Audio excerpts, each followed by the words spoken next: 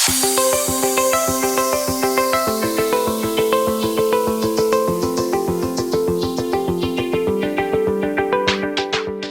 to Ask the Superintendent, a podcast created to have a candid conversation with the superintendent and his leadership team based on your questions.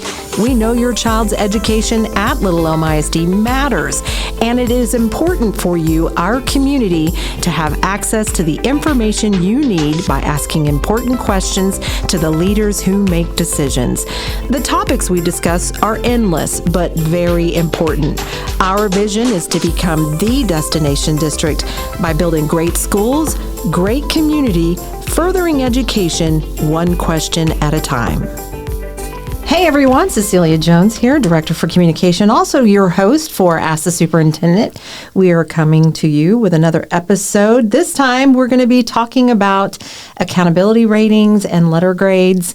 Just recently, the Texas Education Agency just released letter grades for school districts across the state of Texas. We just received ours, and the report is that we are a C district, although we are going to have a conversation about what that means and what are we doing about it.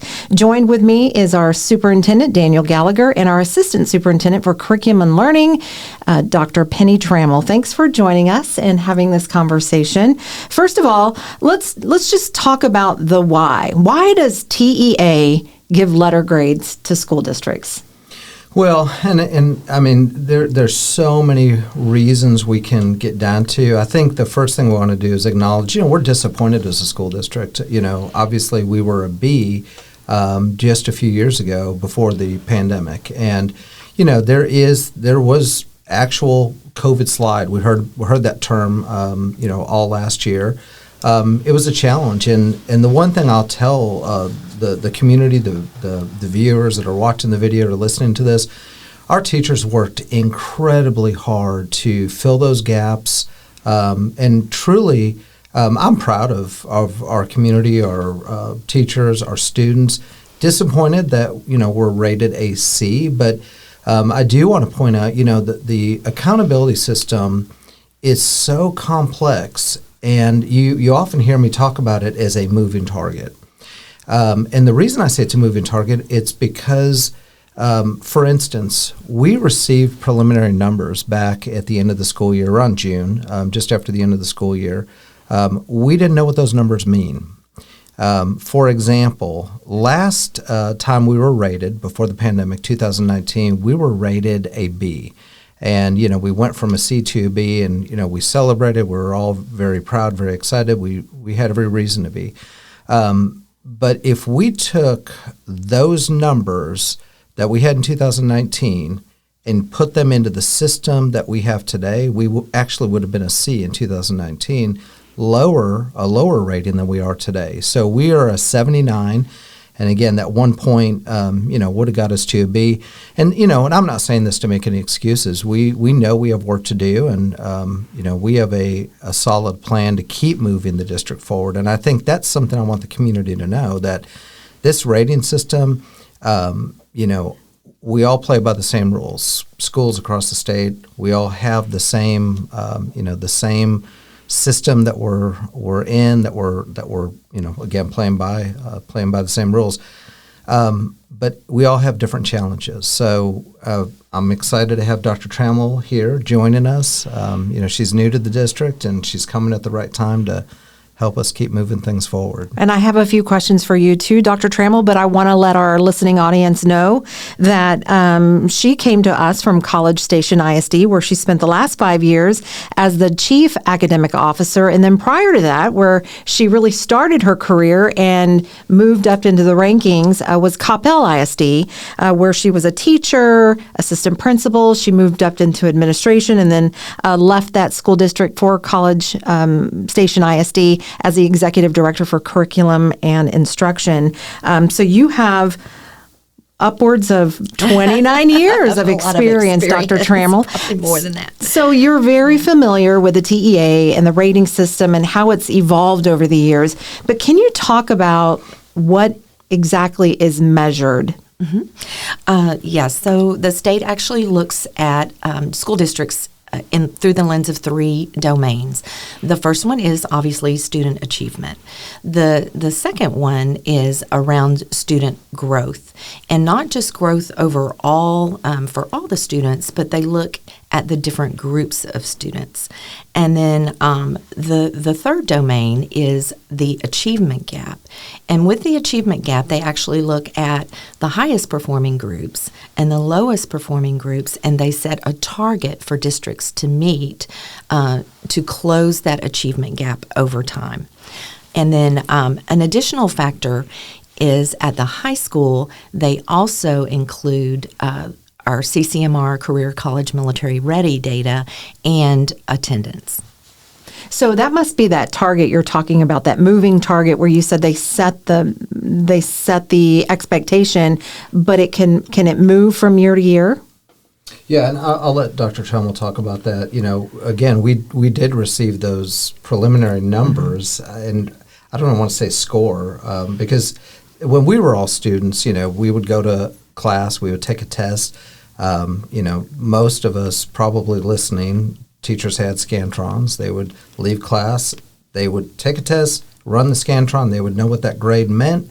Our students, when they take the STAR test, we don't know what that grade or what that number means. We just don't know what it means. So, Dr. Tramel, can you kind of explain that? So we do receive preliminary data in the summer, but we don't actually have a rating for our accountability until the state looks holistically at the data across the state.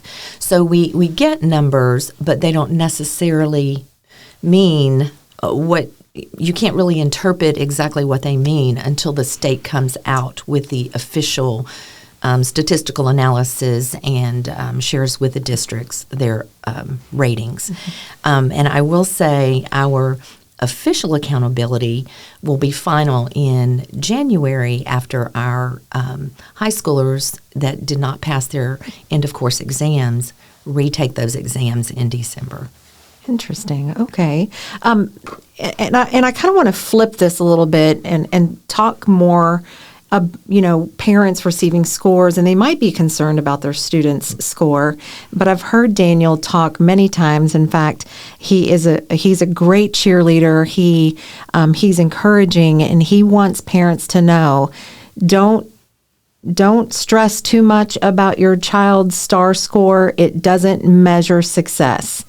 Well, and I think that's the way it is with any singular test that a student takes. I can tell you right now, the STAR test has not stopped any student in their 20s and their 30s from being a successful adult. It just hasn't. I've been doing this now for almost 30 years, and ask any adult that started in school or was in school back when, and I started when I think TOS had just started. That was right around the mid-'90s.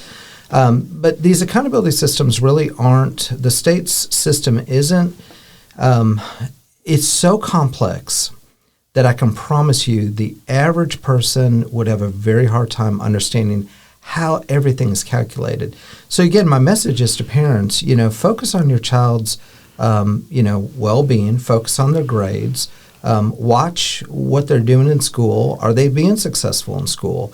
If they're having trouble in school, day-to-day school with reading, with math, we need to work together and get them some help and help them be successful. But one test is not going to determine the success of an individual student. With that said, I also am well aware that this test, we want to be proud as a district. And I'm very proud of our teachers, what we've accomplished, but we don't want the letter grade of C on our website or, buildings. We really want this to be a district that represents excellence in everything we do, including the STAR test. That's a great segue into the next couple of questions I'm going to ask you, Dr. Tramel. We all want to know what we're doing well and where we can improve, but let's start with what we can do to improve. What are some areas that you see that we can improve? Based on our data and not just looking at STAR, but looking at multiple pieces of data, our MAP data, which is measures of academic progress assessment that we do in the district 3 times a year, there are several things that we can target, and we actually have a plan that we are putting in place to hopefully be an A district next year. And wow, Dr. Tramel. I believe in being an A. Yeah. I'm a little competitive. Plus, our kids deserve the very best, and we want them to perform at their potential. And I believe all kids can learn, and I believe it's the responsibility of the adults in their life to ensure that they do. I will tell you that I think, just to look at what we are doing well, our district has had a commitment to excellence in place for several years, and our principals are very adept at doing a root cause analysis to come to, what is the root of the problem here. This year, we are looking at our data. We are looking at error patterns. We are noticing that large groups of students are weaker in certain areas, which then leads us to look at our curriculum and how it's written, and then how it's being implemented in the classroom. We have 3 things that I think we will be working on to move from a C, and I'm going to commit to an A, Mr. Gallagher, because anything less than that is just goes against who I am. And is that possible? Have you seen school districts out there in a matter of 1 year go from a C to an A just like that? It can be done. I think there was a recent news story on DeSoto, and they moved 2 letter grades up in a year. So I absolutely believe it's possible. I believe it takes teamwork. And I, having had an opportunity in our administrative launch to work with our leaders at our campuses and in our district, I absolutely have faith we can. Well, and we absolutely do. And I've always said, we'll never chase the star test, which we don't. What we focus on, and I'll let Dr. Tramel talk about the cornerstones of the district.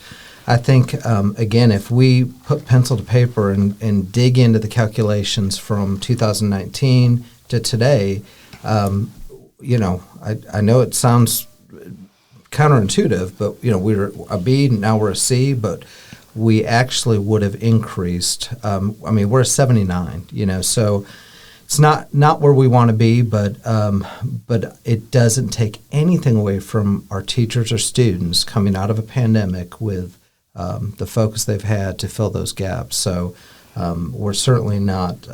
We don't want anyone to feel beat up over this. We're disappointed, but we know we have work to do. So, Absolutely. Dr. Tramel, talk about. So we do have 3 targeted areas that we will be working in to ensure that we help our kids reach their potential. The first one is our professional learning communities. And we've done professional learning communities in the past.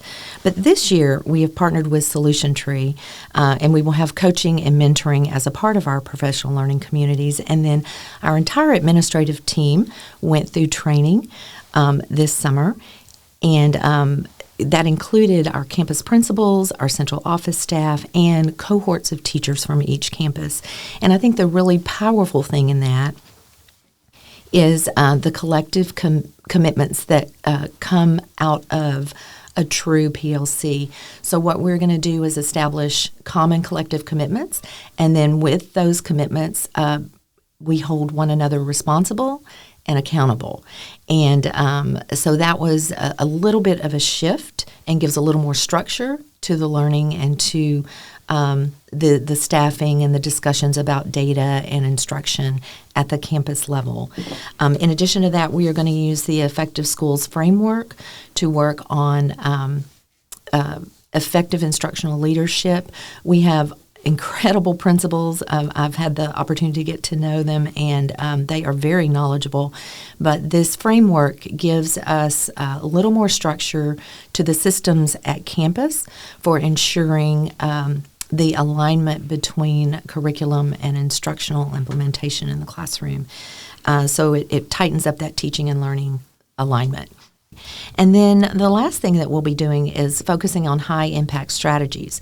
And this will be foundational in John Hattie's work and Marzano's work with things like effective feedback. And so feedback throughout the learning process, not just a ticket out at the end, so that teachers are getting that constant input from students and giving students feedback to correct any misconceptions in their learning as the lesson is going on.